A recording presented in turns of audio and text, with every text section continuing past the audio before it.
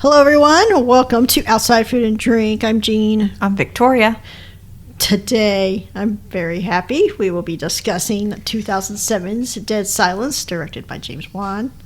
The Quick and the Dirty is when a jilted ventriloquist runs roughshod over the town of Ravensfair. The Ashley family will wish they were in the Catskills with Anthony Hopkins. We got Donnie in this one. We got Donnie, Detective Donnie. This is an interesting... Okay, so this is interesting to me because I will talk about the things that I... Obviously, we're going to talk about the movie in general, things I like, the things I didn't like. But what's interesting to me, I am not a big James Wan fan. Really at all. And I'm not, like, a Leigh Whannell fan. Like, really at all. And I went back and I was, like, looking at the things that they've done. And I'm like, I don't, like, actively hate anything that either one of them have done. But, like, when I think about my favorite movies of, like, the past 20 years, like, their names don't really come up except for twice. And both of them are projects they did together. It's the peanut butter and chocolate. Those two, when they're together. But it's only two. It's Saw and this movie. Otherwise, there's just something about both of them. Well, Leigh Whannell not so much. The stuff I've seen of his, I like a little bit more. But there's something about James Wan. It feels too earnest to me. It feels like he's too hard trying to get people to like him or something. Put the pieces together. I mean, it's just, he's not my bag, really.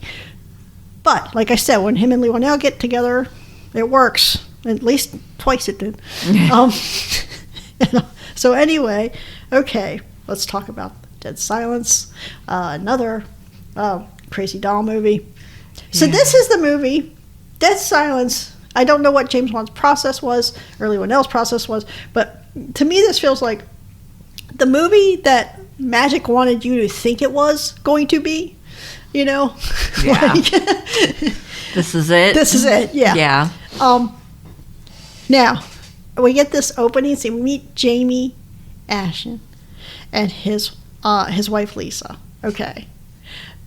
This wild opening scene where his inability to do plumbing ends up with him having to get some Chinese takeout. I think it's Chinese takeout. They end up on Chinese takeout. Yes. Okay. I tell you, I'm point blank. This is one of my favorite opening scenes. It's quite the scene. It's quite the scene. Yes. I like about... I'm trying to find if there's anything I don't like about it, but we'll talk about. So they're in there. Okay, so it's a whole opening sequence. So they're in their apartment, and he's getting ready to go out to get some Chinese. They open the door, and there's this box there, big box. And they open it. It's a creepy package. Contains a creepy looking doll. It's a ventriloquist dummy. So I like it. I like everything about this scene because she starts reciting this poem. She's like, hey, remember that poem about that creepy woman with the dolls where we grew up? Now, one of my only sticking points with this movie is I'm not clear when they talk about where they grew up and they know each other. They're not really consistent with background and mythology. Yeah. It doesn't actually matter too much to me, but it's just a couple times we're like, hey, wait a minute, that's not what you said earlier, but it's okay. So this person, Mary Shaw, she had no children, only dolls, and if you see her in her dreams, you better not scream. Well, what's going to happen? Right? And there's something about not looking her in the eyes. There's all sorts of stuff. Like, it changes a little bit every time somebody says it. Yeah. But anyway, I mean, at this point, Jamie's acting like, he's like, huh? What are you even talking about? Right? Yeah. It's funny because, like, the one thing I notice with this movie is, he starts out like, what are you even talking about? And, like, by the time he talks to, like, the next two or three people, he knows the entire backstory of Mary Shaw. Yeah. But without having anybody told him, he just knows it. He's like, oh, yeah, now I remember. Yeah. It's this whole thing. That old creepy woman with all the dolls. But I like the dolls. The doll's name is Billy, and they sit him up in the chair because she's like, oh, Jamie, you got us a baby. Yeah, she puts him in the bed and, like, props him up in the middle of the bed and puts a sheet over him to scare him when he gets home. Well, I like it when he's got him sitting up. It's like his jaw just drops open, so you just have this kind of goofy smile on the doll. It's yeah. Like, Yeah. But yeah, so she throws him on the bed. She tosses a sheet over. I thought she tossed the sheet over him because he's kind of creeping her out. I thought she did it to scare her. Oh, maybe. I don't know. That's what I thought. Oh, it's possible. Yeah. I mean, I guess both of ours could be possibilities. You just take it the way you want it. Yeah. But she's alone now because Jamie's gone and got to get dinner, and she's drifting around the apartment, and she's got music going and candle. I think she got some candles. Candles. She's got a teapot on. A lot of little. It's not like overwhelming noises, but there's a lot of stuff going on in the apartment. Yes. And so she's testing out. Okay, she's not said it, but now we find out that she's pregnant because she's like looking like, what do I look like with the baby bump? And I'm like, oh, so this little joke about the dummy wasn't just something. Wasn't just a joke. Was not. Okay. So, I like this moment here. So we get this moment where it sounds like like the record player, because she's listening to a record. Yes. It's a very distinct sound of, I've had it happen where if a record player like loses power, it doesn't just stop. It kind of slows down. Yeah. And that's the record's doing that. And you kind of hear things slowing down, like the clock starts slowing down, and the water dripping from the faucet starts slowing down, and the whistling of the teapot starts stuttering. That's what you hear, but they show the things. It's like the clock is still going. The record, everything is still going. It's just the sound is just kind of drained out of it. Yes. This reaction on her face at this point. So I think it's interesting because she's got all the sound has just disappeared. And you have, I think, if you put yourself in this situation, which I think she kind of expresses without having anybody to bounce this off of, she gives you the impression of like, there's a moment of like, am I going deaf? Deaf, yeah. Like I just lost all my hearing. Like, yep. What's going on? But then you can hear, it's interesting because you can't hear any of the ambient sounds, but like she's making noise, like when moving around, you can hear everything she's doing. Yeah. And okay, so she, I don't know what possesses her at this point to take the sheet off the dummy, but she does. And, I mean, he just throws her across the room. So you don't see what the dummy is actually doing. I mean, you know that's the dummy, but it's like this dummy fucks her up. Yes, he does. And this, there is a point at which, so I mean, he throws her, initially she goes flying across the room. She's fucked up, like, from just getting thrown across the room, she's like puking up blood and stuff. Yes. My guess is that the baby is toast here. That was my thought too, because it was a pretty hard hit. There was a lot of blood. I mean, if not, it's not that but there was like if it was hard enough to get her to puke up that much blood, then that yeah. But as she's crawling away out of the room, and the doll gets on top of her, but she kind of looks back over her shoulder at it, and there's this kind of weird little slow-mo stuttering close-up. I was like, this is a Saw move right here, like this exact kind of pull in. Yeah. But it was like, oh, look at that Saw technique there. I've seen other James Wan movies, like I said, and I don't know that that's Here's the thing I don't like about James Wan. Okay, so you got like the Saw thing. Like, oh, that seems like a Saw thing. I don't think it doesn't feel like, oh, that's like, if you watch David Lynch or Stanley Kubrick. Let's use Stanley Kubrick because it's a really easy one. Yes. Everybody knows, like, you watch a Stanley Kubrick movie, they even have it to the point where it's called the Kubrick stare, because he always has somebody in his movie that does a stare. He always has ways of framing a shot. Yes. That it's like, if it's not a Kubrick movie, it's somebody that's trying really hard to look like Kubrick. Yeah. And like a lot of directors have that. It's like just there's something up. They all have like little trademark ways, that they do things that they do that you can always feel it. Like this feels like a Robert Eggers movie, or this feels like Ari Aster. So you can just kind of feel it. Yeah. Or you can see it in the techniques and stuff. Or like I said, if it's not that person, it's somebody that's trying to be that person. Yeah. Or has been inspired by that person. I don't get, except for like this, like some of the stuff. Like I said, it feels like, oh, that's a reference to Saw more than that's like a trademark of James Wan. All of his movies, like, nothing really feels like anything. It's just, and it doesn't mean it's a bad movie. It's just one of those things. It's just, okay, it's just a movie. Like, you could have told me anybody made this movie and I'd believe you. Yeah. which is interesting because there's a feeling in this movie, and I think maybe a little bit in Insidious, maybe the first Insidious, where I feel like this was almost like this could have been it, like this could have been his trademark. Yeah. And it just never fully came to form. It's like by the time he gets to Malignant, it's gone. Yeah. It's right back to like anybody could have done this and I wouldn't have known, you know. But anyway, this movie, okay, let's get back to this movie. Okay. Jamie gets home in the meantime. Jamie gets back and he's like, you know, tea kettle's going, music's going. What? He's like, what is going on? He finds her. He comes up. He sees this pile of blood in the hallway. Yes. And he's like, what's going? I'm like, are you not panicked at this point? Like, if I came home and saw that much blood, I'd be really worried. I'd be panicked. He's still kind of like, huh? What's going on? Well, yeah. But then he gets into the bedroom and he sees this thing there's something on the bed covered in a sheet. And he pulls it off. This is a great reveal because she's sitting there the way she had the doll propped up, and then her jaw is dropped open, like just torn open. It's crazy. It's amazing. The first time I ever watched this movie and that scene came up, I was just like, oh, okay. Like, just the way her jaw is sitting. Like, you don't imagine anybody can have their mouth that wide open. A dummy can. A dummy can, but a human. Yeah. I mean, it was an amazing shot. It was a great reveal, you know, and yeah, I liked it. Like I said, this whole opening from beginning to this point, love it. Yes. I can't find any fault with it, you know. Yeah. Now here we meet the police. Obviously, the police come. We meet Detective Donnie Wahlberg. That's not his name. It's Detective Lipton. I'm a Donnie fan. Yeah, whatever. I don't care. I don't care about any of these guys. I just, you know, the Wahlbergs. Okay.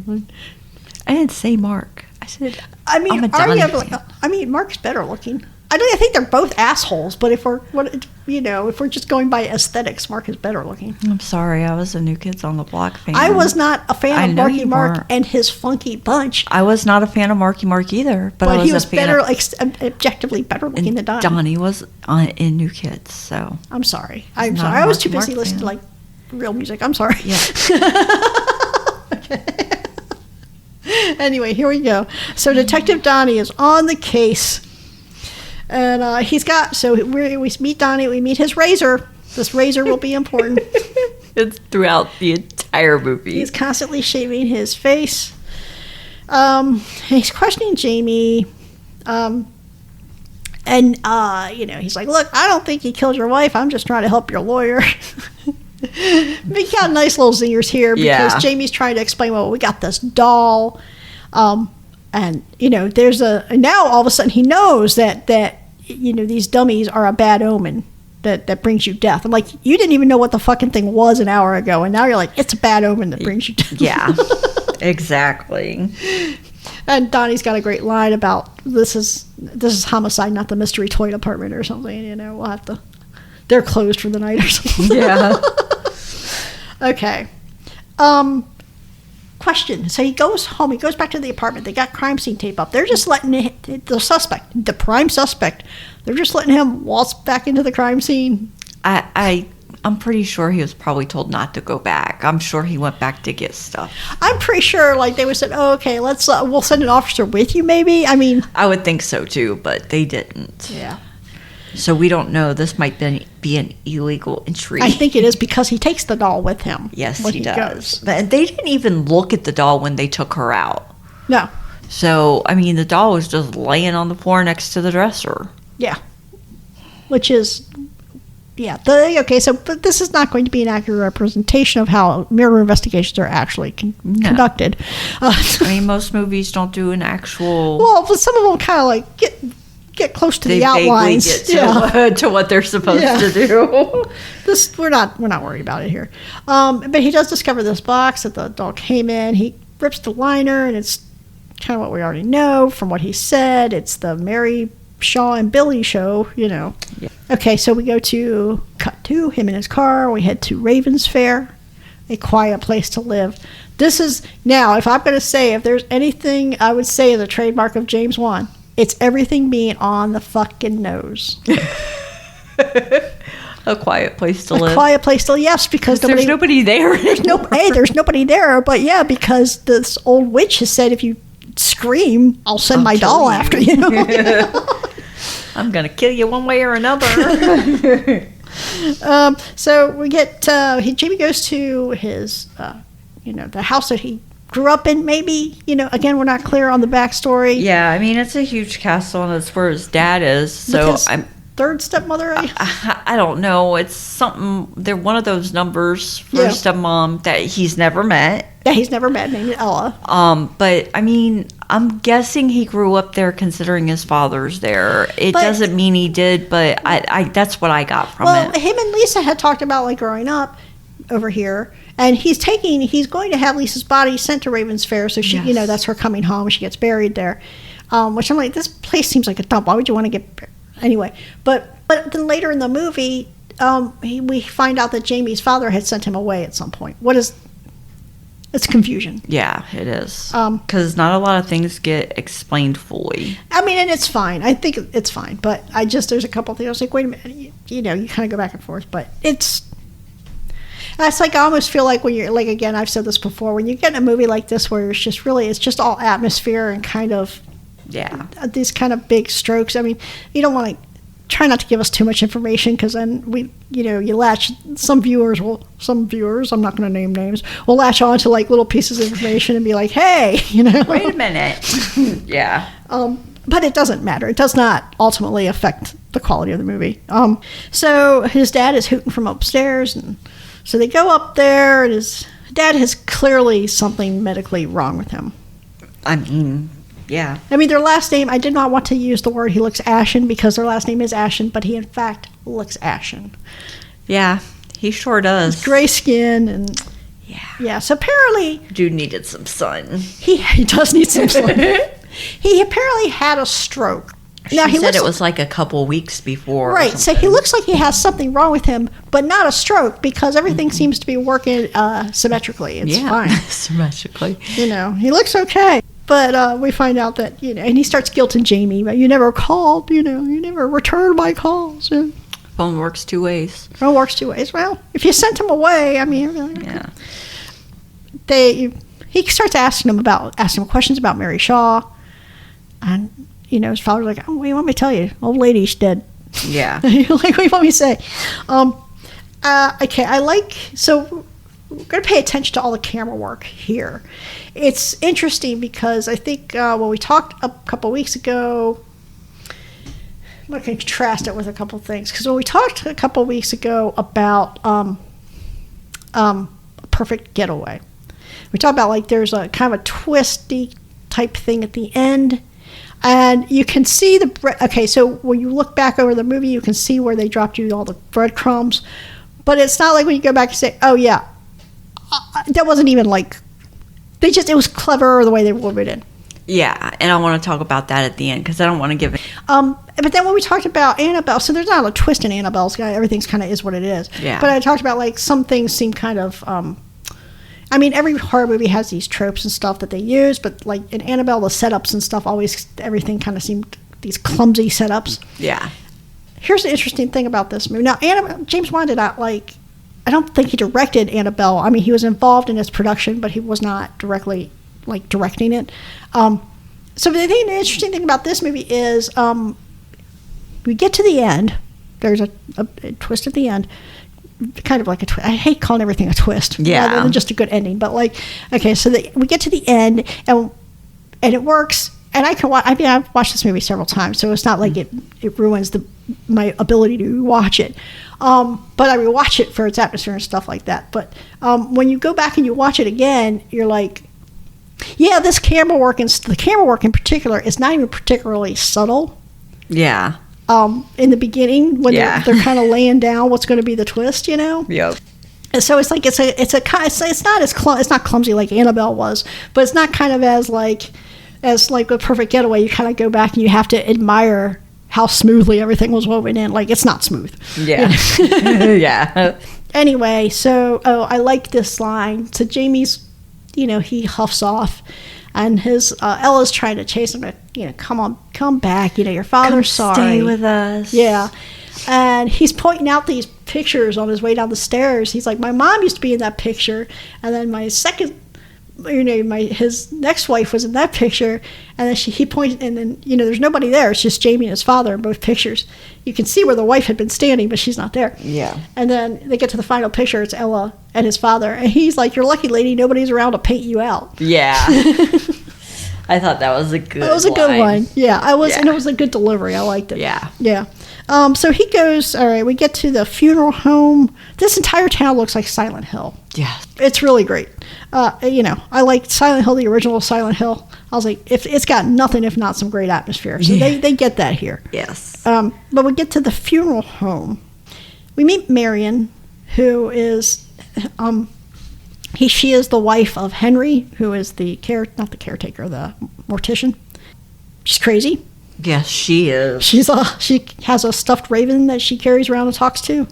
It's her baby. Her baby. I wanted to say at first I thought she had Alzheimer's, but I was like, but Henry is very like, if you're with somebody who has Alzheimer's, don't just say, hey, go back to the house. Yeah, I mean, you would walk them back and stuff. Yeah, I thought so too the first time, but I think she's really just crazy. I think she's just crazy. Yeah. But so Billy is going to stay. They're going to get the body as soon as the police release the body. He's going to get the body, But in the meantime, Jamie's going to stay at this hotel. He's chilling in the hotel with Billy. He's got Billy sitting in a corner. A lot of things bother me about this because he's like just laying on the gross hotel bedding, But also he sleeps without socks on, and he sleeps with his feet hanging over the edge of the bed. And these are the things we deal with. It's a movie. Okay, but I was uncomfortable. Okay, anyway. Why were you? You were just watching the movie. Because I think about, how gross, how motel comforters are, but then I think about sleeping without your socks off. That's fine, but then sleeping with your feet over the bed, your bare feet over the bed. I mean, what's wrong with that? You've not read enough stories of serial killers hiding under beds and then licking feet and stuff. Oh. Back to the movie. Okay. Back to the movie. So here in this motel, we got a neon light making noise. Go, meh, yeah. And then we got another dripping and it's sink. Blinking. It's blinking. I hate those. You get another dripping sink. Kind of. Everything. Was there something else like the digital clock or something? No. Okay. I don't think so. Okay. It was just those two things. And we get the same thing where everything kind of slows down. You hear the sound draining out. And you can see Billy's making plans. Like, the plan and dummy. I mean, his eyes look very alive. Yeah. I can do this and that. And, Jamie, we get a quick flash. Jamie kind of freaks out. You got a quick flash. It looks like this old lady, Mary Shaw, seeing where Billy was supposed to be, but then it's not. It's just Billy minding his business. Billy's sitting there like a good boy. Such a good boy. Such a good boy. Now, great. This feels like a very old-timey horror movie type thing, and I love it. It's amazing. We get this old hearse rolling through the streets. It's foggy. It's I feel it's the kind of thing where you feel like Dracula's going to swoop in or something. Yeah. So Henry gets this is obviously Lisa's body. He gets the body in, and he opens it up, and he's like, "Oh, this can't be right. This is bad." So we're like, "Okay, why is this bad?" Well, he's not going to tell us yet. Now this is something that makes my skin crawl.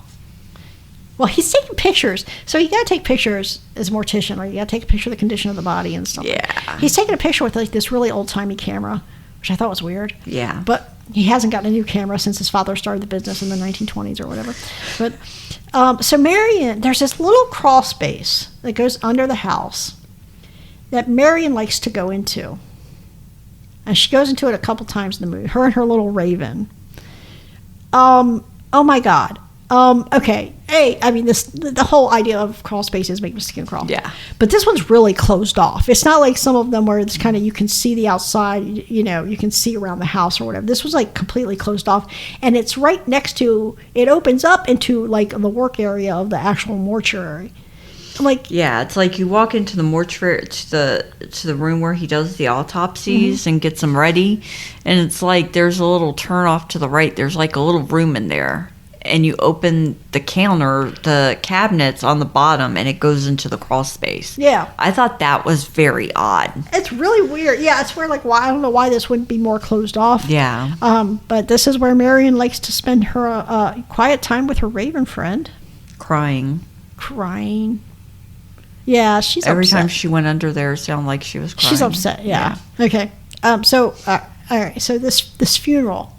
A lot of people got credited in this movie, and most of them are at the funeral. I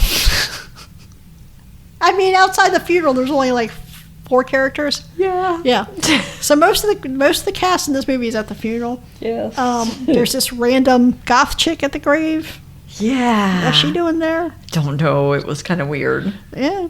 She just, okay. Hey, girl. Hey. I'm single now. What are we doing here? And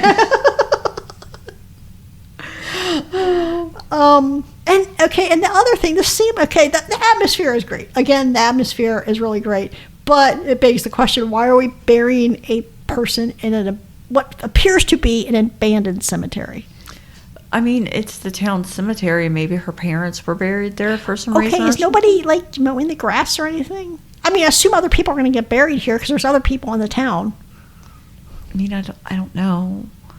We don't know when her spot was saved or anything. If her parents did it, if she did, like, we know nothing. We don't. So we don't know about any other grave sites or the grass people there or anything. It's true. We know nothing. We know nothing. So, okay, we see somebody sneaking through the woods. Yes. And it's Marion. Okay. And he ends up trying to follow this thing that he thinks is sneaking through the woods, and Yes. he ends up at Mary Shaw's grave. Okay. And then Marion accosts him, and she's like, hey, you gotta bury the doll. And he's like, hey, crazy lady, what are you talking about? Okay, the burying of the doll will be a hilarious sequence of events. Oh, yeah. He goes back to the motel. Yeah, there is. I think, how many rooms? I said that everybody in this town, or everybody in the cast, was at the funeral. There's 2 rooms in this hotel, his and Detective Donnie's. We don't know. There might have been more that we just... Every time they show the hotel, it's like those 2 rooms. Yeah, but it doesn't mean there's not more past Donnie. I think it's just him and Donnie. I mean, a hotel with only 2 rooms isn't really a motel. Yeah, it is. It's just a motel with 2 rooms. I mean, I've never seen a motel with 2 rooms. I've seen them with like 10 rooms. Well, yeah, that's more of a motel. Okay. All right. So, anyway, he gets to the hotel. There's a lot of driving at night in this movie. Yes, there is. And not good driving. Not good driving. He's got Billy. He's taking what Marion says to heart. He's got Billy in the car, and Billy is side-eyeing him the whole time. Yes. And then we get so at the funeral we just got a very brief glimpse of the headstone, Mary's headstone, but now we get the full appreciation here. Yes, we do. It's not just Mary's headstone. It's Mary's headstone, and then behind her is a whole nother graveyard. Just these little headstones, and they're all her dolls. Yes, she wanted to be buried with all 100 of her babies. Oh my God. So now he's got to go and find Billy's headstone. He found Billy, but Billy's headstone, he's got to dig up the grave because the grave is not dug up. Yeah. But he digs up the grave, and yes, sure enough, empty coffin. Empty, empty, empty. So he's gonna shove Billy's ass back in there. Seems to be successful. He, sees Billy out of the corner of his eyes in the window, or some movement that we believe is Billy. Yeah. But he's like, nah, I'm gonna keep going. Obviously, I buried this fucking thing. This thing did not unbury itself, right? Because he's never saw some of these other doll movies where, yes, they unbury themselves all the time. That's the thing about creepy dolls. they unbury themselves. Get themselves out of trash cans. Okay, back to the motel. Billy is on the bed. Detective Donnie. It's Detective Donnie and his razor in the corner. Yep. He's like, why did you bury me, Jamie? I know, that was so funny.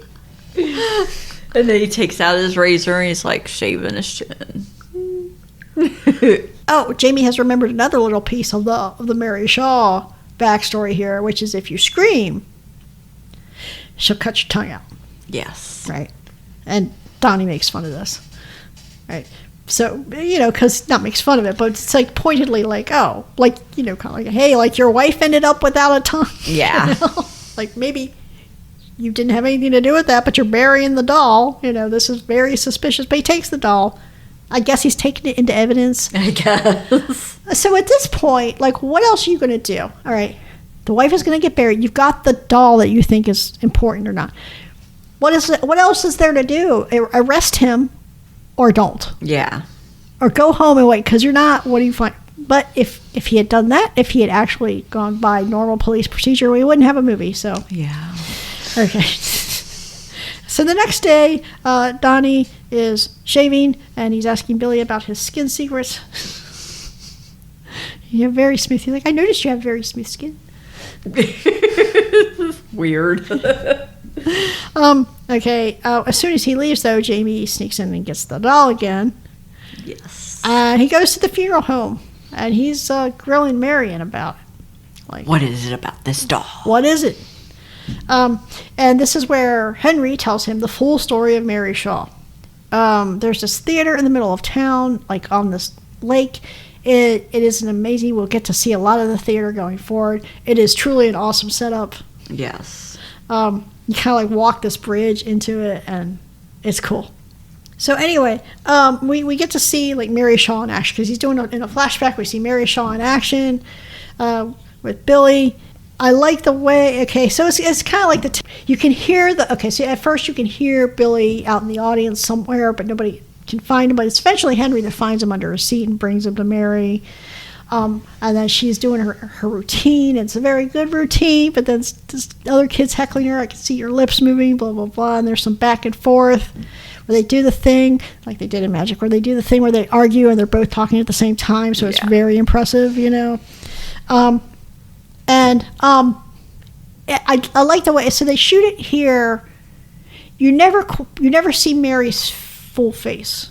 You either see her from the side, or when she turns to look at the camera, it's mostly in darkness. Yes. It's mostly in shadow, which I liked. But anyway, this little boy that had been heckling her ends up going missing. Okay. Not very long after the show. Not very long after the show. Henry claims well, nobody knows for sure, but everybody decided to blame Mary, right?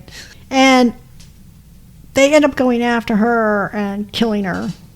Her body gets brought to the funeral home, which Henry's father was the funeral director at the time. Yes. And he's working on the body, and Henry sneaks down one night to look into the casket, and he tips it over because of the way it's balanced on the table, and we get an eye full of Mary. Yes, we do. And because apparently she had in her will very specific instructions. Not only was she to be buried with all of her dolls, but she was supposed to be a doll herself. So when we get this casket, it looks like she looks like half a marionette almost, like the way her jaw's separated and all that. Yep. So this is a lot of work. I don't know how much funeral directors get paid or how that all works, but I hope he was getting a lot of money for this. I hope this put little Henry through college.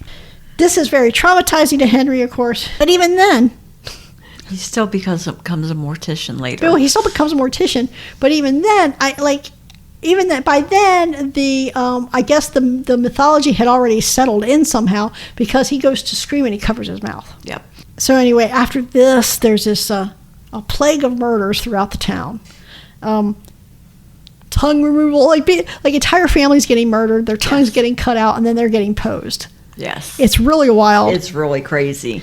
And I mean, if you've ever seen the doll, how the bottom chin comes down, humans can't do it like that, but dolls do. And everybody that died had that chin. Right. So the idea being like, in a marionette, it's so that you can easily move the jaw to make that's what it looks like. Yeah. And Henry claims that Mary Shaw will not stop killing, even though she's dead. She's killing all these people, and she's not going to stop until the screaming stops. I'm like, so that means until everybody's dead, literally? Yeah. Okay. Again, we get a little small inconsistency here from what we're told later, because this makes it sound like, hey, she's just going around killing the whole town. Even though it was also implied here that she's just going after the families of the people that killed her. Yeah. But that sounds like the whole town. Yeah. I mean, because we thought it was just the families at first. Yeah. But it makes it feel like it's everybody. Yeah. But anyway, so Donnie goes to the graveyard, checking on the kids, he says. Just checking on the kids. Gotta check on my kids. Jamie goes to the lake, to this theater. Again, and they're showing this thing has been abandoned for, at this point, 60 years or whatever. Yep. It closed down in the 40s when Mary died. And how did the town of Ravens Fair get the funds up to build this fucking thing? I have no idea. This was millions of dollars. I mean, it was back in the day. It was still millions of dollars. This is the same question I had about the house in The Haunting, the 1999 Haunting. I'm like, how did they build this thing without like serfs and the money of a king? I mean, yeah. I don't know how this tiny little town with a 2-room motel built this thing. But it's not in bad shape for being abandoned for 60 years. It's not in bad shape. Even the piano still works, So he's going around, seeing what he can see. It's all just kind of creepy, vaguely creepy, old lady stuff. Back at the funeral home, Marion is talking to Billy. Yes. She's like, what's Billy doing there still? What's going on? Well, because Jamie left him. Yes, but Billy has not made any moves to leave. To follow Jamie. Oh, well, things happen. Things do happen. But Marion, it's okay because Marion needs somebody to talk to. But then Billy's gone quiet, which is upsetting to her. She's gone into her little hidey hole. Yes. And Henry's running around looking for her. And Billy's just watching. Yep. Like, Billy's just like, that's right. Yeah. That's right. Keep going into that dark little scary place. Keep going. You hear her in there. Keep going. Keep going. But he goes in there, and then she's gone. Like, he just heard her voice. Yeah. But Marion herself is not in there. Nope. And he turns around, but he's locked in, which is terrible. That's got to be terrifying. That's terrifying. Yeah. And he's like on the verge of tears. Like, he's like, oh my God, anybody. Oh my God. Somebody open the door for me. I was watching this and I wrote this down. I literally wrote, but he's pounding on that door. And like, what's coming. We, the viewer, know exactly what's going to happen. And he's pounding on that door and nobody's helping him. Marion's not helping him. And I wrote, oh my God, I would die with so much hostility towards this goofy woman. Like, poor Marion, she doesn't even know he's in there. Die with hostility towards her. She didn't know. If she wasn't always going in there, I wouldn't have even thought she was in there. Anyway. Maybe you should light the place up. That would have helped. Maybe that would have. Maybe just, cover the door. Marion's not in there, but Mary Shaw is, and he screams, and of course that's it for him. Yeah, and then Billy, finishes it off. Billy finishes it off. There's this weird thing. This is the only time they do this. This weird thing where we kind of see this weird tongue thing, and we do see a weird tongue thing later. But this is really a choice with these effects with this tongue, and I've got your voice now, Henry. We didn't need any of that. Yeah, that tongue is creepy. Yeah, we didn't need any of that. So Jamie goes to his dad's house. He's like, "Hey, I want to talk about Mary Shaw." Daddy's eating dinner. We still get, we get more, this further. We further flesh out the story of Mary's vengeance on everybody that murdered her. Yeah. I mean, it just kind of fills out the backstory that Henry already gave us about like how she died and everything. But then here comes Donnie. Wants to talk about missing persons. someone with a hand up his ass. The missing person that needs a hand up his ass to talk is missing. Yeah. But apparently somebody dug up all of Mary's dolls this time. Yeah. And so Henry called, but then while they're there, all of a sudden Henry calls, which we're like, Henry didn't call because Henry's dead. Is dead. But somebody that sounds like Henry called, and he's like, hey, I got proof that Jamie is innocent. Go to the theater and meet me at the theater. We'll be there. So Jamie heads towards... Well, he pushes Donnie out of the way first. And Donnie's like, what? Come on, man. Really? Like, I know where you're going. What are you talking about? Like, I guess I'll just follow you and arrest you there. Yep. Get to the theater. Back at the theater, all the logic breaks down because they get there. You have to cross all the infrastructure to get across is gone. Has been gone for years. So you have to get in a boat and get over there. It's like zero visibility, fog. These boats that have been sitting out there for who knows how long. Yeah. Okay. Does Jamie stop and think? Do you think this 80-year-old man jumped in this boat in this fog and went over there and then called you from where? None of this happened, Jamie. Stop and think about what's happening. But he's so wrapped up in who killed his wife. I don't think he is thinking. No, he's not thinking. Apparently, obviously not. So, but he does. So this fog doesn't bother him. He jumps right on that boat, and Donnie's like, "All right." Donnie finds his own boat that appears to be even in worse condition. Yes. We'll get to the theater. Obviously, there's no Henry. Nope. No Henry. No Henry. It sounds like Henry, but there's no Henry. And there's the big stage that we have, and we get this. So Donnie's like, "Yeah, if you tell me." If you say I told you so, I'm going to kill you or I'm going to shoot you. Yeah. Up on the stage, there's this huge curtain, like the back of the curtain. Not the main curtain, but the back, and it drops, and there's all the dolls. All of them. All the dolls. This is great. I love this. I love it when you see all the dolls, even though you kind of knew this was coming as soon as you found out all the dolls were unburied. Yep. But when that curtain drops, and all the dolls turn their head, like slowly. It's a great shot. So there is something there that's not a doll, though. It is obviously a desiccated corpse that has been fiddle-faddled to like act like it's got like little strings and stuff on it, like it's gonna be a little puppet. This is what's left of Michael Ashton, the little boy who had been abducted. But more specifically, this was the little boy who had been making fun of Mary and Billy. Who heckled her. Yeah, and this is a relative of, this is Jamie's great uncle. Yes. So, okay. The first time Jamie was there was a catwalk that he got onto, the catwalk over the stage. Yes. And it was very rickety, and we saw it lose like at least 2 bolts while he was walking across it the first time. Yes. They get back, him and Donnie get back up on it. I'm like, I don't think one person should have gotten on it, but they both get back up on it.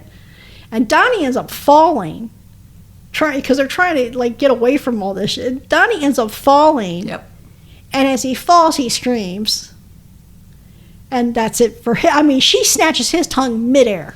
Yeah, she does. He's midair. He screams. She snatches his tongue. He slams into the floor, and he is done. Well, his razor's still going, though. His razor's off to the side, just... Yeah. He might be dead, but that razor still got some battery. That razor's still there, man. That razor is gonna shave somebody. Jamie falls too, but he covers his mouth, right? So, all right. So Jamie's still alive. They were gonna burn down when they saw these dolls and shit. They're like, well, we got to burn down the theater. So that's what they had like been starting the fire. Finishes the fire off, gets out. I guess that's like the only answer, right? Like, you could rebury everybody, but why? But why? Like, this is the quickest way. Like, it's a lot of work. Yeah, just go home. Just turn it down and go home. So he goes at the funeral home. He finds Marion, who's still alive. What's left of Henry. Marion's very sad. I'm like, she's holding Henry. Marion, this is at least half your fault. I mean, come on. Your man is gone, girl. He is gone. But Billy is not there. No, Billy's nowhere to be found. Well, according to Marion, Ashton has taken Billy. Well, there's only one Ashton that Jamie knows of. It's not him. his dad. So goes back home. Okay, back home. We get the same thing where all the sound disappears. He's calling for his father. Gets up, it's up on the second story. All the sound disappears. There's this little bassinet over there. We get the Billy or Jamie, you got us a baby, you know. Yeah. And he goes over there, but it's Billy in the bassinet. Yeah. So he's gonna. Here comes Mary. She kind of comes sliding out, but then he takes Billy, he tosses Billy into the fire. Yep. And Mary's tongue is just tonguing all over the place. And then, okay. This is where we have the reveal. Yes. This is where we have the reveal of Jamie's father. He sees him. It's not his father, because he sees his father sitting there in his chair, like across the room. So he's like, "Dad, come on, we gotta go." And he kind of slumps over and he realizes he's a doll. Yep. I mean, well, let's say it's his father's corpse that has been hollowed out and made into a doll. Which would explain his complexion. Yeah. Yeah, it explains a lot. So we have this whole montage, very Saw-like montage. We put all our pieces together where we see all the cuts in the beginning where the camera work was very obvious. We see like what was actually happening behind all those weird cuts. That his father had been a dummy the entire time. And so he had found in the theater Mary's book of designs, and he'd gone through and there was like a little piece of paper. This is what I mean by like the awkward cuts. I'm like, this is you just, not awkward necessarily, but you cut instead of telling us instead of thinking of a clever way to share all the information but us not put it together to the end, you just cut away. Yeah. Because he was looking at this book and there was a little flap in there that said The Perfect Doll, and they don't show him turning the flap over while he's looking at the book. They show him turning the flap over here. Yes. He turns the flap over and there's a picture of Ella. Yeah. The perfect doll. And so then Mary Shaw is okay, we're going to talk about this, but Mary Shaw is controlling Ella, or is possessed Ella. Something. We'll talk about it. But then she gives this great, because she had given this great line to Michael Ashton when he had been haranguing her about seeing her lips move, and she had that argument with Billy to show off, and then she's like, "Who's the dummy now?" She gives that line, comes back, she's like, "Who's the dummy now?" Yeah. Flip to a new design book, and we've got pictures of everybody, all him and Lisa, Jamie, Lisa, everybody else up there. Yep. Donnie, Detective Donnie. Okay, so, all right. Well, I like this movie a lot. Couple little glitches here. Like I said, the fancy, not fancy, but the tricky camera work in place of, narrative structure. Yeah. It's fine. For a movie like this, it's fine. Yeah. It's fine. The thing about, the backstory seems to kind of move and grow and shift around, because what, did he get sent away? Did he grow up there? I mean, how did he and Lisa hook up? It doesn't matter. It's okay. But, the way they meet out the story of Mary Shaw, I thought was kind of weird. Yeah. Why didn't they just put it out there to start with? I mean, I can understand, they want to, they want to save parts of it for different, it just feels like maybe a pacing issue almost. Yeah. But I get stuck here at the end. Okay, so I think the first time through, this ending is great. Yeah.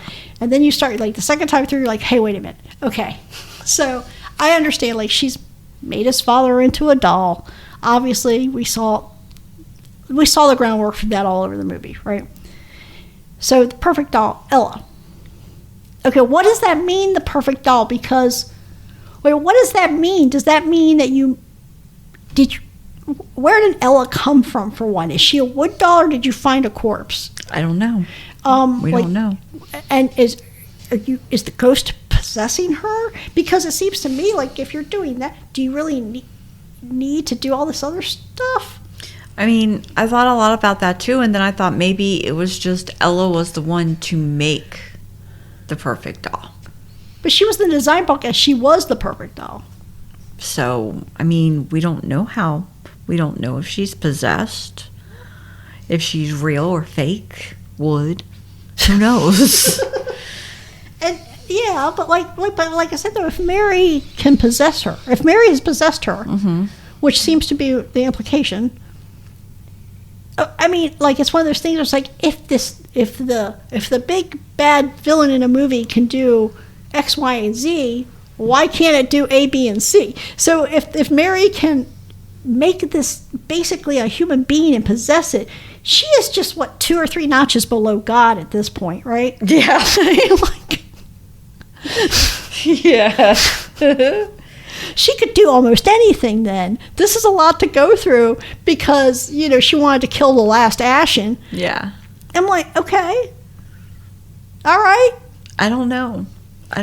It's crazy. I mean, my thought process went into, number one, how is Jamie's godfather still looking real, like a person? Why he's not rotting, he's not smelling. I mean, there's no insides to him. How did they keep him that way? His skin gets slightly more upsetting by the end of the movie, but yes, no, he should be into like full decomposition. Okay. Eyes black and everything by now. Number one. Number two, aren't you going to hear that sludge going into that pot from dinner? Oh, for his little belly? Yeah. For the doll's belly? Uh-huh. Yeah.